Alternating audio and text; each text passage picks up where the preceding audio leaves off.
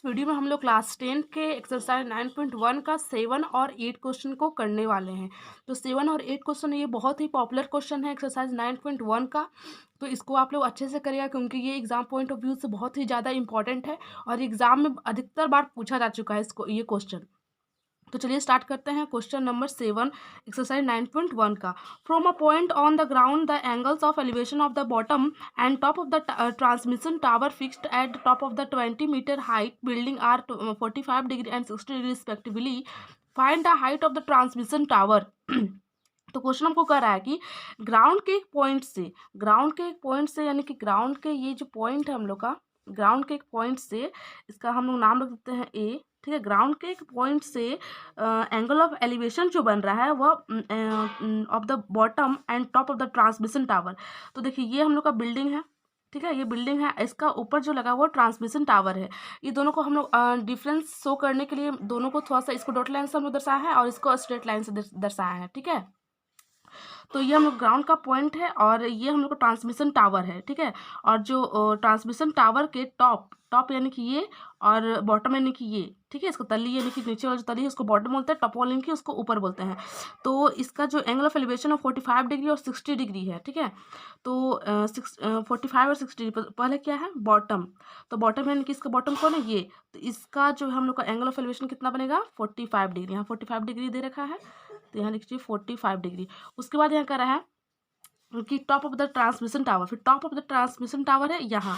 तो transmission tower का top ये है, तो यहाँ से जो बन रहा है एंगल ऑफ एलिवेशन ये कितना बन रहा है, ये आप लोग का बन रहा है एंगल 60 डिग्री का। ठीक है, और हम लोग का जो हाइट दे रखा है बिल्डिंग का वो कितना दे रखा है 20 मीटर का। इसको हम लोग ऐसे शो कर लिए। ठीक है, अब नाम मेंशन करते हैं ए बी सी और इसको डी। ठीक है, इसको हम लोग एक्स मान लेते हैं।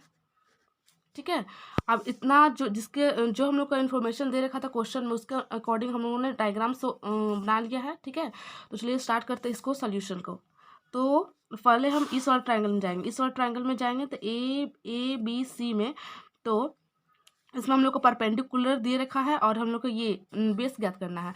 तो परपेंडिकुलर अपॉन में बेस किसका होता है tan का होता है। तो लिखिए in triangle A B C tan, ये छोटा वाला ट्रायंगल में कौन सा एंगल ऑफ एलिवेशन है 45 डिग्री का। तो 45 degree is equal to perpendicular कौन है मेरा बी सी अपॉन में ए बी हो जाएगा। फिर 45 का वैल्यू कितना होता है 1 होता है। फिर से बी सी का जो वैल्यू है वो कितना दे रखा है height of the building 20 metre. अब ए बी जो है वो कितना मेरा x है। अब इसको क्रॉस मल्टीप्लाई करेंगे तो x इज इक्वल टू 20 आ जाएगा। इसको हम लोग इक्वेशन 1 मान लेंगे। इक्वेशन मानने से हम लोग को क्वेश्चन को सॉल्व करना और ईजी हो जाता है। तो चलिए अब ट्राइंगल हम लोग बिग वाले ट्राइंगल चलेंगे, बड़ा वाला ट्राइंगल हम लोग चलते हैं। तो लिखेंगे in triangle A B D में। ठीक है, in triangle A B D में। तो इसमें भी हम लोग वही परपेंडिकुलर अपॉन में बेस। ठीक है, तो tan कर लगेगा। तो tan यहाँ 45 तो आप बड़ा वाला में 60 लेंगे इज इक्वल टू परपेंडिकुलर में कौन है बी डी अपॉन में ए बी। ठीक है, tan 60 का कितना, tan 60 का वैल्यू कितना होता है √3 होता है। ओके, और उसका जो बी डी है वो कितना है, बी डी को हम करेंगे तो D C plus B C होगा ना। तो लिखेंगे B C plus D C upon में एक्स। तो √3 is equal to B C का वैल्यू कितना है मेरा 20 मीटर, डी सी का नहीं पता और यहाँ पर x जो है x लिख देंगे। ठीक है, उसका क्रॉस मल्टीप्लाई करेंगे तो x √3 is equal to 20 plus D c आ जाएगा मेरा। उसके बाद ये मल्टीप्लाई में इधर क्या हो जाएगा डिवाइड में, इसको इधर शिफ्ट कर देंगे तो डिवाइड में आ जाएगा। अब देखिए ये हम लोग का इक्वेशन 2 हो गया। तो इक्वेशन 1 और 2 से मेरा ये x जो कैंसिल आउट हो गया, तो कैंसिल आउट हो गया। लिखेंगे फ्रॉम इक्वेशन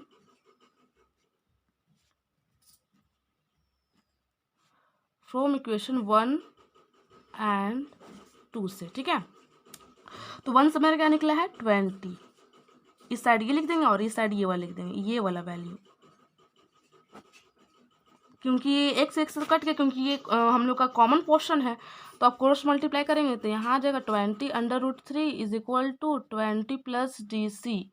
अब देखिए ये मेरा ये देखिए दोनों मेरा भाई भाई है, देखिए दोनों अंक में है, और ये मेरा ABCD का ये तो ये अलग हो गया, तो इसको हम लोग यहाँ से इधर शिफ्ट कर देंगे, तो 20√3 ये प्लस में मेरा क्या हो जाएगा minus is equal to DC।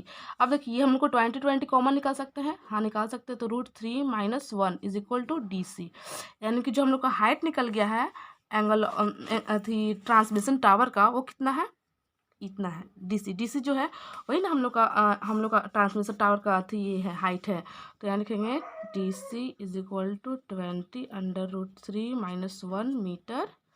Answer height of the transmission tower, height of the transmission tower is 20√3 - 1 metre. Answer ठीक है, ये हो जाएगा।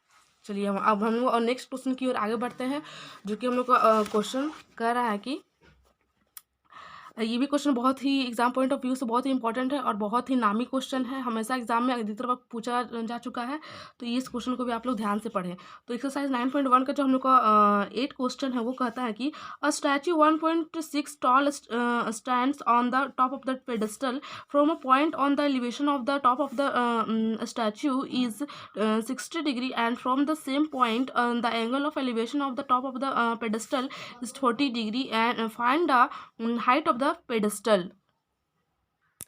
तो इस क्वेश्चन में जो भी सिचुएशन दिया है उसके अकॉर्डिंग हम पहले डायग्राम्स को करेंगे, क्योंकि ये सब क्वेश्चन एक्सरसाइज 9.1 का क्वेश्चन जो है वो डायग्राम पर डिपेंड करता है। तो चलिए क्वेश्चन को हम लोग को इसका हिंदी समझकर क्वेश्चन को डायग्राम को कन्वर्ट करते हैं। तो और statue 1.6 metre tall stand on top of the pedestal. देखिए ये पेडेस्टल है, ठीक है, और ये हम लोग का मूर्ति यहाँ से यहाँ, तो ये कितना मीटर टॉल है 1.6 मीटर टॉल है, ठीक है, और ये हम लोग का पेडेस्टल है, ठीक है। और जो इस दोनों को डिफरेंट दिखाने के लिए हम लोगों ने इसे डॉटेड लाइन से शो किया है और इसको हम लोग स्ट्रेट लाइन से शो किया, ठीक है। तो देखिए अब यहाँ पर from a point of the elevation of the top of the statue, statue का टॉप कौन है, ये है, ये ही ना मेरा मूर्ति है, तो मूर्ति का टॉप ये है मेरा, इसका एंगल ऑफ एलिवेशन कितना है 60 डिग्री का। और फिर से top of the pedestal, pedestal का टॉप कौन, ये मेरा पेडेस्टल का टॉप ये है, तो इसका कितना है एंगल ऑफ एलिवेशन 45 डिग्री। तो पहले 45 डिग्री को यहाँ शो कर लेते हैं, और उसका जो ये बड़ा वाला है इसका जो कितना देखा है 60 डिग्री दे रखा है, ठीक है। तो हम लोग को क्या करना है, find the height of the pedestal, हमको पेडेस्टल का हाइट ज्ञात करना है, इसका हाइट ज्ञात करना है, इसको h मान लेते हैं और इसको हम लोग x मान लेते हैं ताकि ये कॉमन में आगे कट जाएगा, ठीक है। इसको नाम मेंशन कर देते हैं A B C और D। चलिए स्टार्ट करते हैं इसको सॉल्व। हम लोग जैसा सिचुएशन दे रखा था क्वेश्चन में उसके अकॉर्डिंग हम लोगों ने डायग्राम बना लिया है, तो डायग्राम को देखते हुए हम लोग क्वेश्चन को सॉल्व करेंगे। तो चलिए स्टार्ट करते हैं। देखिए पहले तो हम लोग को पेडेस्टल का हाइट ज्ञात करना है, ठीक है। उसके लिए हमको इसको ये जो बेस है इसको फाइंड करना होगा। तो ये एंगल ये छोटा वाला ट्रायंगल में सबसे पहले चलेंगे, तो BCD में या BDC में, ठीक है, लिखेंगे इन ट्रायंगल BDC में, ठीक है। तो इसमें देखिए इसमें परपेंडिकुलर अपन बेस किसका होता है, tan का होता है, तो tan इसमें कितना 45 degree is equal to perpendicular कितना है मेरा BC है और DC है मेरा बेस, तो tan 45 का वैल्यू कितना होता है 1 होता है, और BC जो है उसका मान कितना h हम लोग माने हैं और DC को x माने हैं, तो क्रॉस मल्टीप्लाई करेंगे तो x is equal to h आ जाएगा। इसको भी इक्वेशन 1 मान लेते हैं, इक्वेशन मानने से हम लोग को क्वेश्चन जो है वो सॉल्व करना ईजी हो जाता है। अब हम लोग चलेंगे ये बड़ा वाला ट्राइंगल में, ठीक है, ADC में, तो लिखेंगे इन ट्रायंगल ADC में, ठीक है। तो इसमें देखिए इसमें जो है हम लोग परपेंडिकुलर अपॉन में बेस, ठीक है, इसमें भी वही है, तो परपेंडिकुलर tan यहाँ पर 45 लेते तो यहाँ 60 लेंगे हम लोग, 60 degree is equal to AC upon में DC, ठीक है। अब tan 60 का वैल्यू कितना √3 होता है।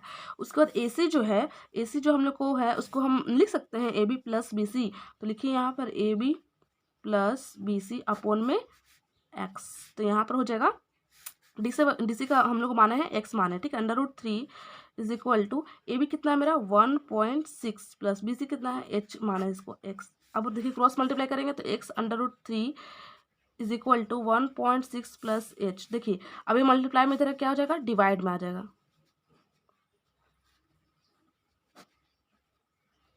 उसके बाद देखिए ये हम लोग का क्या निकल गया, इक्वेशन 2। अब फ्रॉम इक्वेशन 1 और 2 से एक्स एक्स कैंसिल आउट हो गया, मेरा एक्स एक्स कैंसिल आउट हो गया ना यहाँ पर। तो अब हम लोग फ्रॉम इक्वेशन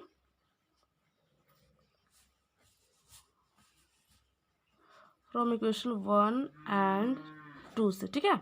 तो 1 से मेरा क्या निकल के आता है, ओनली 4h, और ये 2 से 1.6 प्लस h अपॉन में अंडर रूट 3। अब देखिए यहाँ पर क्रॉस मल्टीप्लाई करेंगे तो क्या आ जाएगा, h under root 3 is equal to 1.6 plus h। अब देखिए ये दोनों मेरा भाई भाई है, देखिए एच एच है, दोनों मेरा ये हो गया एक ही जाति का है, तो ये प्लस में क्या हो जाएगा, माइनस में। तो ये प्लस में रख के माइनस में हो गया, यहाँ पर 1.6 हो गया। अब देखिए ये कॉमन ले सकते हैं हम, यहाँ पर एच एच, हाँ एच कॉमन ले सकते हैं, 3 - 1 इज इक्वल टू 1.6। अब देखिए ये, अब ये दोनों भाई भाई हो गया, ये मेरा अंक है। तो देखिए अब ये मेरा मल्टीप्लाई में दे रहा क्या हो जाएगा, डिवाइड में हो जाएगा, 1.6 अंडर रूट 3 - 1। अब देखिए मैंने एक और इम्पॉर्टेंट कॉन्सेप्ट आप लोगों को बता रखा है, कभी भी डिनोमिनेटर में अंडर रूट का वैल्यू नहीं होता है। तो इसको हम लोग क्या करेंगे, रेशनलाइज करेंगे। तो रेशनलाइज करने के लिए हम लोग यहाँ पर h is equal to 1.6 root 3 - 1 है, रेशनलाइज करेंगे तो गुना हो जाएगा यहाँ पर, और ये रूट 3 यहाँ माइनस का, तो इधर आकर प्लस में हो जाएगा और वही नीचे उतर जाएगा, ठीक है। तो यहाँ पर h इज इक्वल टू 1.6 और यहाँ पर हो जाएगा रूट 3 + 1, इसको मल्टीप्लाई करेंगे तो इतना ही ना आएगा। अब देखिए ये आप लोग का फॉर्मूला, एक फॉर्मूला पुट हो रहा है, a + b का होल और a - b का होल। क्या होता है, a² - b² होता है ना, आप लोग पढ़े होंगे 9 क्लास में। तो आप लोग को मैं यहाँ से करता हूँ, आप लोग को याद होगा ये फॉर्मूला। तो यहाँ पर हो जाएगा रूट 3 का स्क्वायर - 1 का स्क्वायर। तो h is equal to 1.6 under root 3 + 1। यहाँ पर रूट 3 को का स्क्वायर हो जाएगा कितना, रूट 3 से रूट हट जाएगा, ओनली 3 बचेगा, ठीक है, -1। तो यहाँ h is equal to 1.6 under root 3 + 1। 3 में से 1 घटा 2 बचा। अब देखिए यहाँ कट सकता है, हाँ कट सकता है, 2 से 2 = 16, ठीक है। तो h is equal to 0.8 under root 3 + 1 metre answer, यानी कि height of the pedestal, height